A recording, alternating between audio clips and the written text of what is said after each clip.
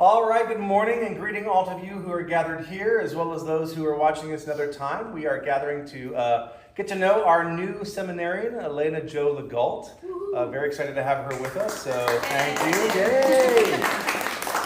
So there will be an opportunity for questions. We just thought we'd go back and forth a little bit at the beginning.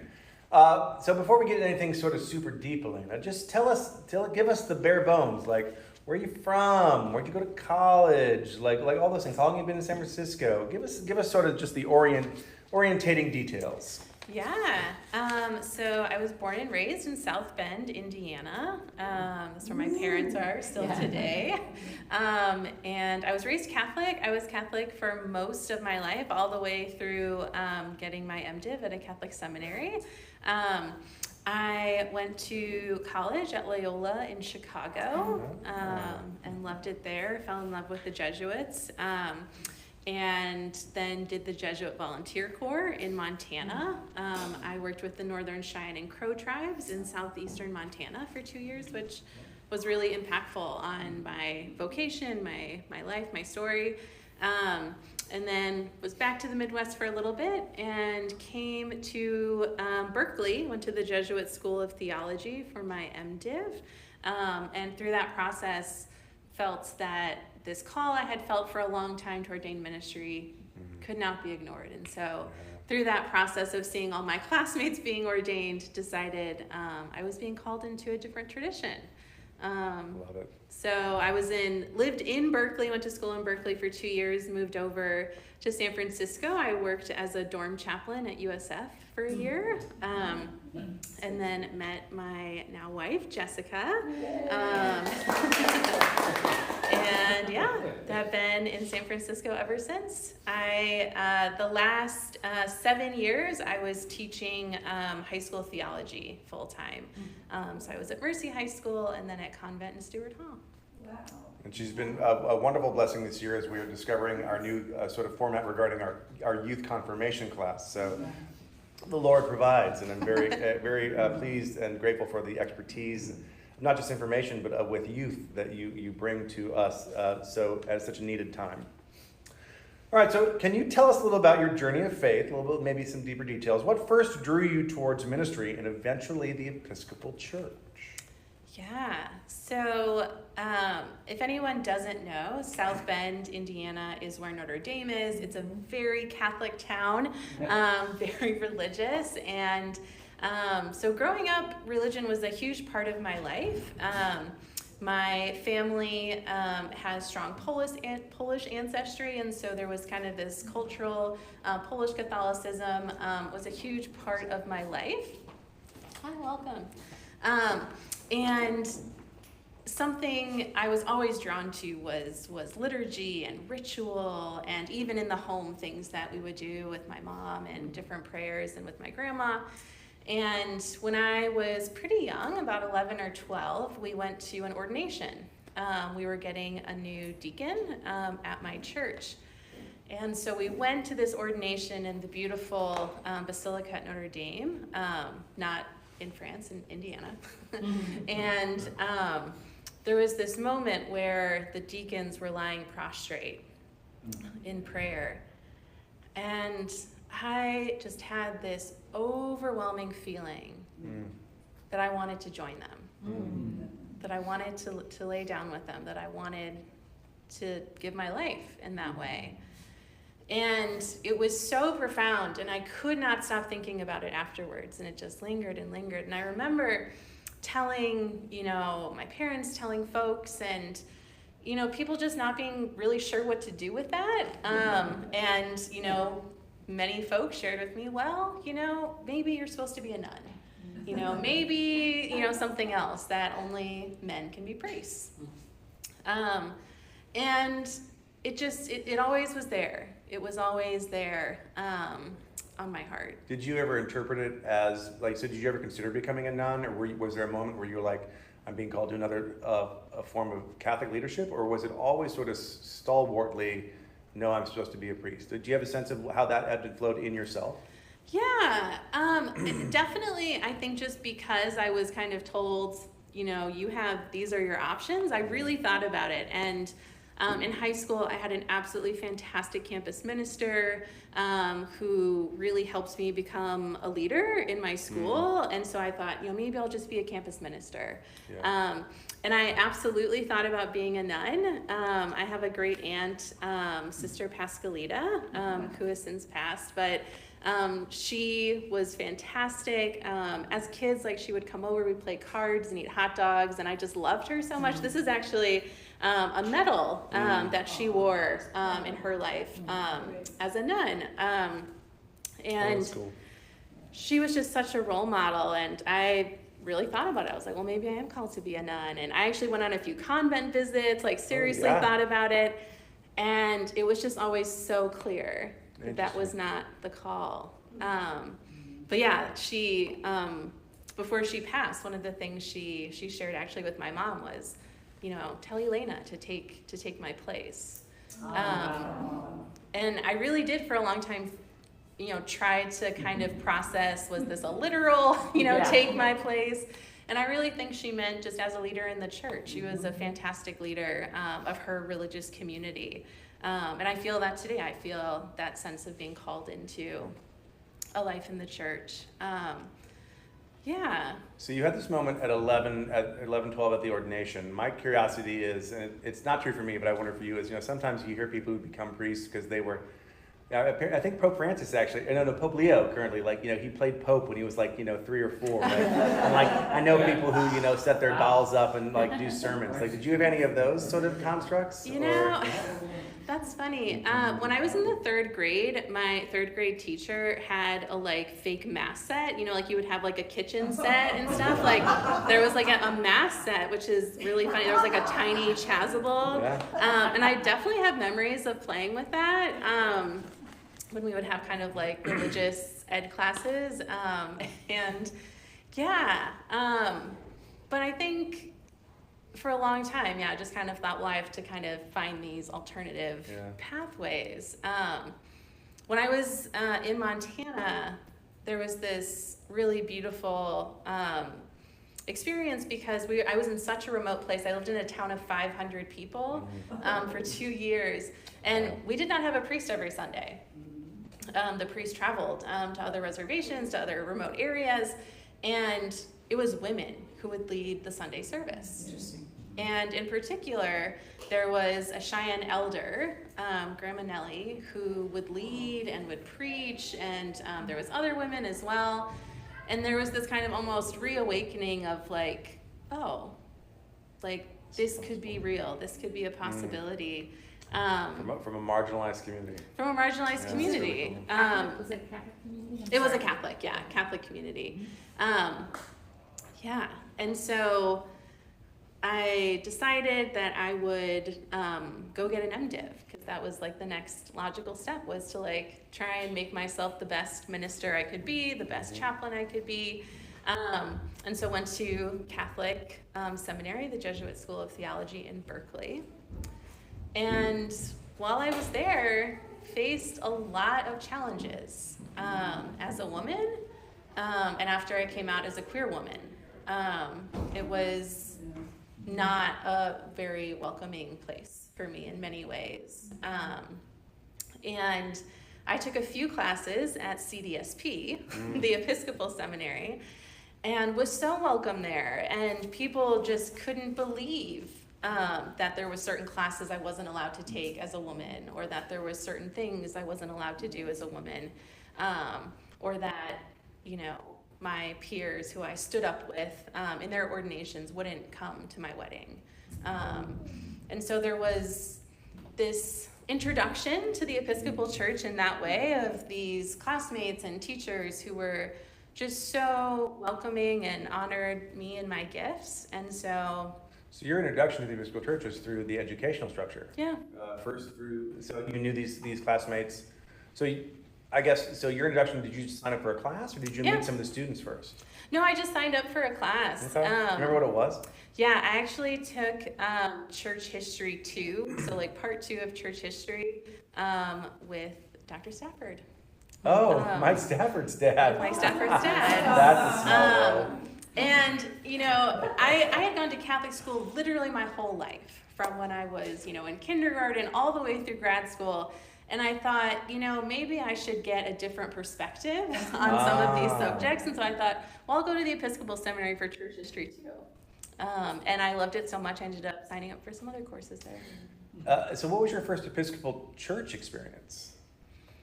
Oh, that's a good question. I think my first Episcopal church experience was going to like an evensong at CDSP. Okay, yeah. So the collegiate ministry. Yeah.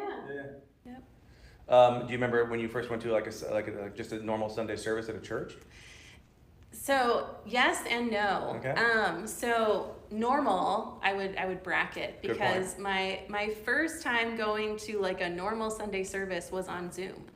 So I joined the Episcopal Church in the pandemic. Fascinating. I had been in this process of discernment of I really wanted to take time away from the Catholic Church before diving into something new, to really sit with where God was calling me. And so I've been doing a lot of reading and searching, looking at, do I want to be, Roman Catholic woman priest in this kind of justice movement? Did I want to be Lutheran, Episcopalian?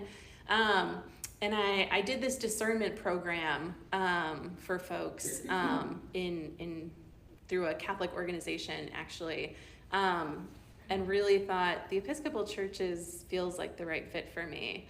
And that was in the midst of the pandemic. And so I actually started attending Zoom services. So I went to Grace Cathedral, I went to Gregory of Nyssa, and ended up joining St. Aidan's. And so I was a member of St. Aidan's for a good 6-7 months before I actually stepped foot inside. So I am curious, because you are so steeped, not just in your own life, but the life of your family in the Catholic Church, very, very, potently. So was there ever a moment where you felt not guilty, but there was a tension, knowing that you had to follow your own call, but that you had to leave this thing that was also such a part of you and your family structure? Or does that still sort of appear sometimes? This is one of those, this is one of those complexities of the human experience that there may not be a clear answer. Do you remember a moment where you said, no, I have to move forward in this capacity?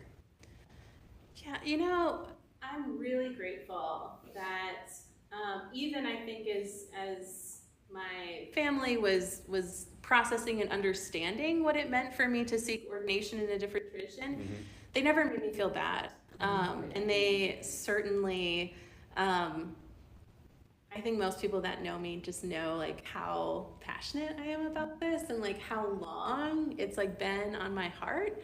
And so I think I'm very grateful that my parents are always the first people I call to practice a sermon or to chat about something, and they're super supportive in that way. And for a long time, I think the guilt feeling was I should stay and fight. I should stay and fight for women's rights. I should stay and fight for gay rights. I should stay and I did for a long time. And I continued to work in Catholic settings. I was at a Catholic school for 7 years, and felt that just by being present and talking about how much I love Jesus and love my faith as a queer woman could have a really powerful impact. But yeah, so I think there was this sense of, oh my gosh, I know these other people that are staying and fighting for change. But I had this moment. I was actually on a retreat at a Jesuit retreat center in Los Altos, and I was walking a labyrinth, and I was just like feeling really conflicted. Like, I love this church, I love this tradition, but I feel this call so deeply. And I had this moment of just feeling Jesus say, I'll go with you. That's so cool. And I was like, oh yeah, of course. And so finally felt this freedom to say, oh, actually, like, there's this thing that's deeper that's calling me in a new way. So what do you love about being raised a Catholic in terms of your Episcopal ministry now? Like, what are the blessings that you bring to us from the Catholic Church? Yeah. I love the saints I was at All Saints in the Haight for a year. I loved growing up with the stories of the saints, growing up with the stories of Scripture, but also just the ritual of it, and the sacraments. One of the things that was really important to me, and I think is important to my family, is the Eucharist, is, having all of the beautiful mystery and the ritual of the sacraments. And even one of my sisters, who's now Episcopalian, that was one of her big things, is like, well, what do they say about the Eucharist? Because it was such a huge part of me growing up. And so that's something that I bring to the Episcopal Church, I think, is that deep love of that ritual and the sacraments and all of that. And something that has helped me grow is the expansiveness of the Episcopal tradition. Because just in the way that there were many things in the Catholic theology that felt just like not quite right for me. And I love that in the Episcopal Church, there's such a more expansive way of looking at things that makes many more people feel included. That's great.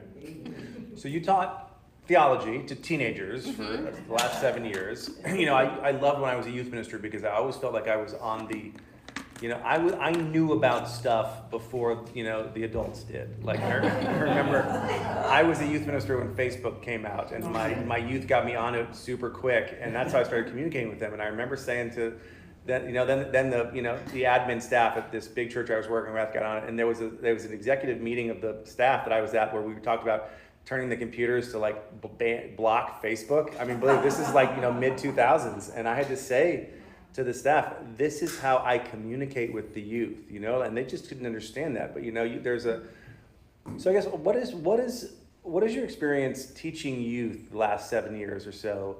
Teach you about faith life in America, and where these kids are, specifically in this city, and what are the gifts that experience brings to here, but also what have they blessed you with in terms of what are the challenges right now in terms of how we are to manifest God's grace today to the people among us? Yeah, so many kids, teens are addicted to social media and their screens. And I remember this was maybe 5 years ago, 6 years ago, I was teaching, and they had a special presentation on social media and just trying to get kids to think about it. And we actually invited the kids to take out their phones and look at the screen time, the amount of screen time. And I had a student really stop and say, I think I might be addicted to my phone. Because she was spending 10 hours or something on her phone. And she was and it was I saw it hit her in that moment. And I think there's a tendency to overprogram and to, say, oh, they're gonna get distracted really easily. Let's, just keep throwing things and, have a fast pace. And one of the things that surprised me the most in the past 7 years of teaching is how hungry teens are for silence and prayer and meditation. Even the most unruly group of 9th grade boys, at the start of the year, I always started every class with prayer or meditation or some kind of form of, taking space to breathe. And I would do different techniques throughout the year. And by the end of the year, they'd say, Miss LeGault, can we do 3 minutes of silence? Yeah. And I would say we could do this meditation or that. And they'd be like, can we have some silent time? And it would be dead silent in that room. And just to hear the hunger for that, and the sense of you can slow down with them, and they actually need that. Yeah, I mean, I need it, we need it, but, and how hard that is to do in today's society because it's just so fast-paced, especially around here. I mean, did you know that the study that created the phrase type A, type B personalities was based in San Francisco? No. Type A, San Francisco is the type A, and so, yeah, that's space. That's really cool. Anything else in terms of teaching youth that really sort of helps you? I mean, as a youth minister, I learned how to feed 50 people really cheap and really fast, and like minor first aid. Like as a teacher of it, like what is a skill set that teaching youth brings to you as a priest beyond you? Yeah, I think one thing that I learned is not being afraid to say I don't know.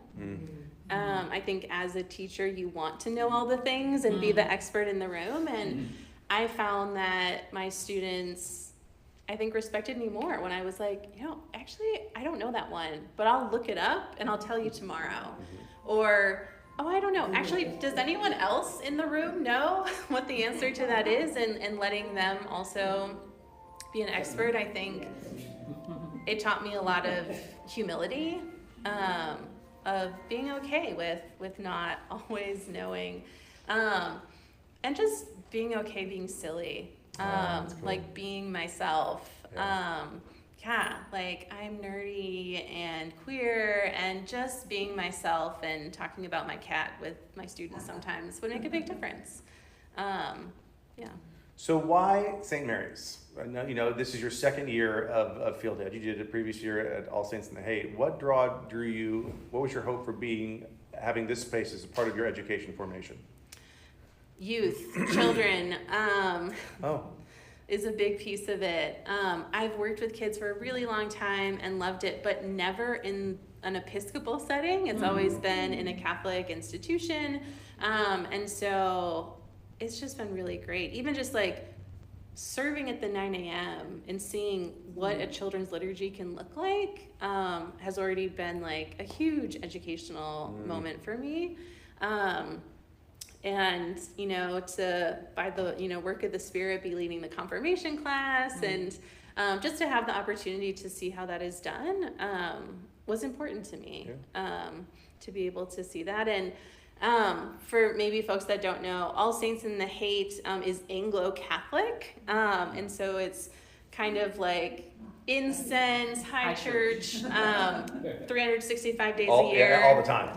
I once asked, okay, so like we're kind of at a 10 all the time, so what happens at Easter? And they were like 11. Like, it just goes up. And St. Aidan's, which is my home church that I love so much, is a much more casual church experience. And St. Mary's is somewhere in the middle, which is really, really helpful for me, because I'm a relatively new Episcopalian of about 5-ish years to see a different style. You also mentioned in our conversation around becoming here is that you were very desirous to have a female priest as a mentor. So I'm very grateful that Reverend Kira is in our midst and also sort of shepherding you as well in this experience. I have a couple of more questions, but I want to. Does anybody have a question for Elaina directly about her life experience? I saw Deborah's hand first. I'm interested in what misconceptions do you think, as you've talked with all of us, do we have about the Catholic Church? And whether it would be good to, hey, you guys, come on, you're gone between spaces. Yeah, that's a good question. I think there can be a misconception of just like the submission to higher authority because that authority exists. But just knowing like how many people are actually fighting for change. Not too long ago, in the papacy of St. Francis, there was a group of nuns who stood up in a public audience and said, there are women deacons in the Bible, why can't we be ordained? And like to know that like there are so many people who are like working for that change, because on that big level it's hard to see because it's not happening in that official sense. I saw Tim's hand and then we'll get Mari. Elaina, what kind of liturgical and sacramental bumps in the road, if any, did you encounter in making the transition from Roman Catholicism to the Episcopal Church? Was there anything you had to swallow hard and say, I'm going to accept this even though it's kind of hard? Or was it pretty much of an easy transition to become an Episcopalian? That's a really good question. It was it was a pretty easy transition. In my time of like discernment between leaving the Catholic Church and joining the Episcopal Church, I was my spiritual home was Dignity San Francisco, which is an LGBTQ plus Catholic community that's unaffiliated with the official Roman Catholic Church, and it very much. And we actually had an Episcopal deacon who served at the church. And it had more of, I would say, like an Episcopal flavor to some of the prayers and things like that. So it wasn't too challenging of a transition, but there were definitely just things that I would always say wrong. The Lord be with you and with your spirit instead of and also with you. And I remember this moment of being at an all-school mass and saying the Episcopal version and being wrong and being like, yes, like I did it, like it finally, like there was like a switch where that became more familiar to me than the reverse, but yeah. Mari. Oh, yeah, hi. I just, thank you so much for talking to us today. And I'm curious about when you met Jessica and when you got married. We got married and we did it as members of the church, but we didn't do it in the church because why was it not? It was not available. It wasn't that it was unavailable. Yeah. It was just we couldn't. The timing was Sure. off or something. But I'm just curious about that. Your marriage. Yeah, we, so when I was doing my MDiv, I was doing my field education at the Ignatian Spiritual Life Center in the Haight. And Jessica was living and working in San Francisco, and we met on a dating app. While I was in the city, we matched up. And it was a really just incredible time of falling in love. And when we got engaged and started thinking about our wedding, I had left the Catholic Church and hadn't really found the new spiritual home yet. And so I had a good friend from divinity school. And so I co-wrote our wedding ceremony with my friend who celebrated. And 2 days before we got married, we actually went to the courthouse in Marin and did like the legal stuff. And it was just like a very small, immediate family, just like legal, it's done. And then 2 days later, we had our kind of spiritual community come together. At what location? We were at Community Congregational Church, is that right? In Tiburon. So we got married outside. It was nice. Cool. Other questions? Well, so since this is All Saints, tell us some of your favorite saints. Jessica was laughing at me earlier because she's like, I could talk about these things for a really long time. But one of my favorite saints is Julian of Norwich. She's a 14th century English mystic. And in grad school, I was introduced to her writing and just fell in love with the way she wrote. And she lived in a time where like 2/3 of the population were killed by the Black Death. She lived through a peasants' revolt. She lived through all this turmoil. And one of her most famous prayers is, all shall be well, and all shall be well, and all manner of things shall be well. And to have a faith so profound that you can see through all of that. And she just had a deep love for Jesus. Which has always been important to me in my life, to have like a relationship with Jesus where I can talk to him and just have that conversation. Where'd that come from? Because that's not normally, I hear something from Catholic people. Heck, I hardly hear it from Episcopalians. So like, where did that begin? Because as an Episcopalian in the South, that was obviously a part of my story. Definitely my grandma Josephine. Okay. She's like the most deeply spiritual person I think I knew, and she passed. and even when she started to lose her memory, she could still say prayers and sing church songs, and like that was what she held on to. But even when I was really little, she would always tell us, like, Jesus loves you, and you should tell Jesus you love him every day. You should tell Jesus. And so I would like be like, Jesus, I love you. Thank you for loving me. And so it was something that I grew up with from her. Awesome. All right, last question. Oh, can I ask one follow-up with this one? All right, one follow-up question. Before your last question? Just the saints. Why, what is it, you say you love the saints. What is it you love about the saints? Is it the stories? Oh, it's What is it? Yeah. I grew up Presbyterian, we didn't have saints. We didn't, this is all Yeah, just the stories of it. I've always loved hearing stories, telling stories. It was a way growing up that I got to know my faith. At my elementary school for All Saints Day, everyone would dress up as a saint and talk about their story. So it was just like a part of what it meant to grow up, and to have a patron saint was like a big thing in the Catholic world. And I just love the stories of it.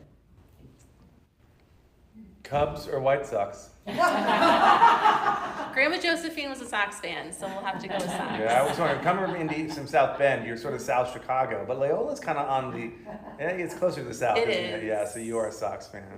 Well, Loyola would be Cubs. Oh, Loyola would be Cubs. Okay, I wonder. Well, not all seminarians can be perfect. Well, Elaina, I'm so delighted that you are here. Thank you so much. And thank you all.